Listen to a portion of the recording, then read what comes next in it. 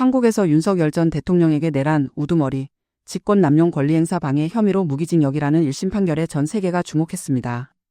트럼프 정부 백악관도 이번 선고에 대한 입장은 한국에서 정치적 동기로 인한 표적화, 특히 종교인이나 미국 기업을 대상으로 한 사례에 대한 보도에 대해 여전히 우려하고 있다고 밝혔습니다. 이처럼 트럼프 행정부가 윤 전 대통령에 대한 무기징역 선고와 직접적 연관성이 떨어지는 종교인과 미국 기업에 대한 표적화를 언급한 배경이 주목됐습니다. 대규모 개인정보 유출 사고를 낸 쿠팡에 대한 한국에서의 수사 과정을 미국 기업에 대한 차별이라는 주장이 워싱턴 정가에서 나오면서 한미 간 무역 통상 간의 갈등도 더욱 불거질 수 있다는 비판도 이어졌습니다. 미국과 이란에서 협상 결렬에 따른 양국의 전쟁 발발 위험을 가리키는 정황이 속출했습니다.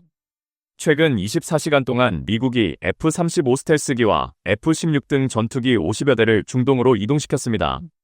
앞서 미국은 오만 근해의 항공모함 전단을 배치하고 공습 지원을 위한 군함과 군용기를 중동 지역으로 증강하는 등 정면 충돌 가능성에 대한 우려도 커지고 있습니다. 이란도 병력을 전진 배치하고 지휘 체계를 분산하는 등 전시 대비 태세를 강화했습니다. 트럼프 대통령도 이란과의 핵협상 합의가 이루어지지 않는다면 열흘 이내에 나쁜 일이 일어날 것이라고 경고했습니다. 언론들도 향후 몇 주 내 군사행동이 이뤄질 가능성을 높게 보는 시각이 내부에서 제기되고 있다고 보도했습니다. 다만 전면전을 자제해야 한다는 신중론도 동시에 나오고 있습니다. 트럼프 정부가 시리아에 주둔 중인 미군 병력 1000명을 전원 철수시키는 절차에 착수했다고 월스트리트 저널이 보도했습니다. 미국은 시리아 내전을 틈타 극단주의 무장단체 이슬람국가 IS가 부상하자 2015년부터 시리아에 미군을 주둔시켰습니다. 그동안 미군은 쿠르드족이 주도하는 무장단체 시리아 민주군과 협력해 IS 격퇴 작전을 벌여왔는데 2024년 12월 바샤르 알아사드 독재 정권이 축출되고 내전이 끝나면서 상황이 급변했습니다. 이제 10년간 이어진 미국의 시리아 군사작전은 종료 절차에 접어들게 됐습니다. 하지만 일각에서 미군이 완전히 철수하면 시리아 내 세력 균형이 깨져 자칫 이슬람국가 IS가 재건 기회를 노릴 수 있다는 우려도 나왔습니다. 트럼프 대통령 가족이 이끄는 트럼프 그룹이 이번엔 특허청에 트럼프 공항 상표 등록을 신청해 또다시 논란이 됐습니다. 트럼프 그룹은 도널드 트럼프 대통령 국제공항과 도널드 트럼프 국제공항, 그리고 약자를 사용한 DJT 등 3개 이름에 대한 상표 등록을 출원했습니다. 문제는 이번 출원서엔 여행 가방, 반려동물 이동장 등 보안 검색 중 신발 보호용 제품과 같은 공항 관련 물품에 해당 상표를 사용할 수 있도록 하는 내용이 포함됐기 때문입니다. 상표법 전문가들은 공항의 경우 공공기관이나 정부기관이 상표 등록 절차를 담당해온 데 비춰보면 이런 사례는 이례적이라고 보아 상표권 수익을 노린다는 의혹이 나온 것입니다. 논란이 일자 트럼프 그룹은 악의적인 사람들이 이름을 침해하거나 오용하는 것을 막으려 한 것이라고 해명했습니다. 텍사스주 출신 공화당 토니 곤잘레스 하원 의원의 보좌관 레지나 산토스 아빌레스가 지난해 9월 자택 뒷마당에서 분신 자살했습니다.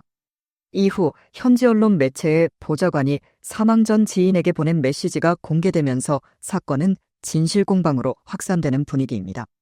산토스 아빌레스의 동료들은 두 사람의 관계가 의원실 내부에서 공공연한 비밀이었다고 주장했습니다.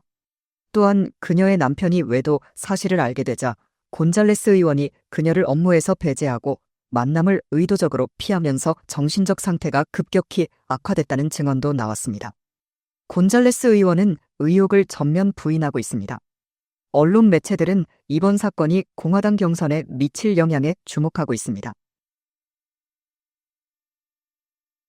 텍사스주 오스틴에서 운영 중인 테슬라 로보택시 서비스에서 추가 사고가 발생하면서 지난해 6월 서비스 개시 이후 확인된 사고 건수가 총 14건으로 늘어났습니다.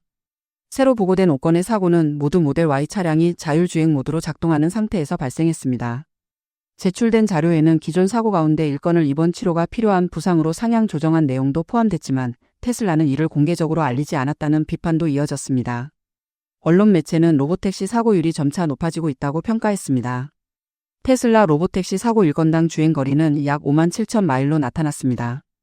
일반 운전자가 경미한 사고를 겪기까지 평균 22만 9천 마일로 이 기준에 따르면 로보택시의 경미 사고 발생 빈도는 인간 운전자보다 약 4배 높은 것으로 나타났습니다. 북한이 남측 대한민국 대부분을 사정권에 둔 600mm 대구경 방사포 전달 행사를 열어 국방력을 과시했습니다.